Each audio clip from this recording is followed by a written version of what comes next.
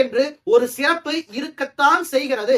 அந்த இரவில் அல்லாஹ் பாவங்களை மன்னிக்கிறான். அந்த இரவில் அல்லாஹ் முழு இரவும் முதல் வானத்தில் இருக்கிறான். அந்த இரவில் லவ்ஹே மஹ்ஃபூஸில் இருந்து மலக்குகளிடம் நம்முடைய தக்தீரை ஒப்படைக்கப்படுகிறது என்பதெல்லாம் அந்த இரவுக்கு கண்டிப்பா இருக்கதா செய்யுது.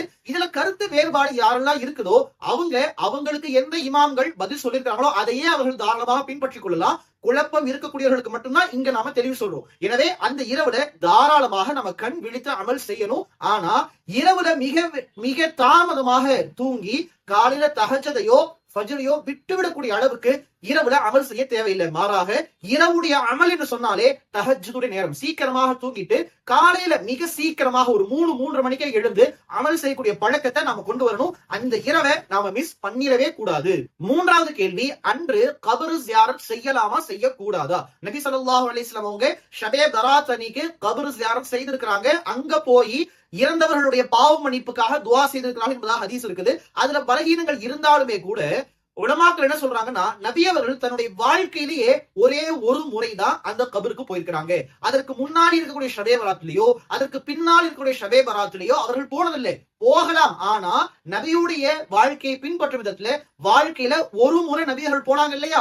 எனவே நாமும் நம்முடைய வாழ்க்கையில ஒரு முறை தாராளமாக போகலாம். வருஷம் வருஷம் போறது அப்படின்றது தவிர்க்கணும்ன்றதுல முஸ்தஹப்பான ஒரு விஷயம், தாராளமாக செய்யலாம், தவறு எதுவும் கிடையாது. ஆனா பராத் இரவுனாவே கண்டிப்பா கபர் ஜியாரத் போயே ஆகணும். அது மார்க்கத்துடைய வழிமுறை. எப்படி ஃபஜ்ர் தொழுகை ஃபர்தோ அந்த அளவுக்கு கொண்டு போகும்போதுதான் அது பிதஅத்தாக மாறுது. நான்காவது கேள்விக்கான பதில், அன்று 3 யாசின் ஓதலாமா? 3 யாசின் ஓதுறதுக்கு எந்த விதமான ஆதாரமும் கிடையாது.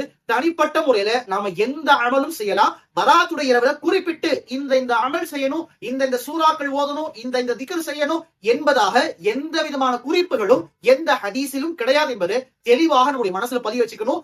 இந்த பக்கம் ஒரு கூட்டம் அமல் செய்யணும்ன்ற பேர்ல ஃபர்தையே விட்டுட்டு மிக அதிகமாக முஸ்தஹபான விஷயங்களுக்கு எல்லாம் அதிகமான முக்கியத்துவம் கொடுத்து செஞ்சுட்டு இருக்காங்க. இன்னொரு பக்கம் எந்த அமலுமே செய்ய தேவையில்லை, அந்த இரவுக்கு எந்த விதமான சிறப்பும் இல்லை என்பதாக அந்த இரவையே முற்றிலுமாக மறுக்கிறாங்க.